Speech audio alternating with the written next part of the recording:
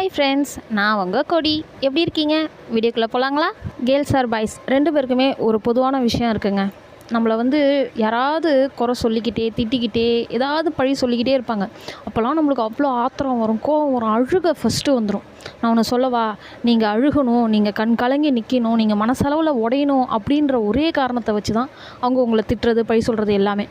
அவங்க முன்னாடி நீங்கள் கண் கலங்கவே கூடாது.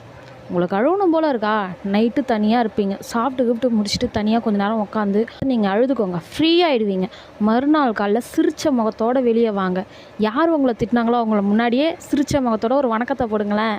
அவங்களுக்கே ஒரு மாதிரி ஆகிடும், என்னடா எப்படி திட்டினாலும் இந்த மூஞ்சி சிரிச்சுக்கிட்டே இருக்கே அப்படின்னு. ஸோ அழுகிறது நம்மளோட கவலையை மறக்க தான். மற்றவங்க சந்தோஷத்துக்காக என்றைக்கும் அழுதுறாதீங்க. நம்ம அழுதா அவங்க சந்தோஷப்படுவாங்கன்னு தெரிஞ்சிருச்சுனாலே அழுகவே அழுகாதீங்க ஃப்ரெண்ட்ஸ். என்ன நான் சொல்கிறது சரிதானே? வீடியோ பிடிச்சிருந்தா லைக் பண்ணுங்கள்.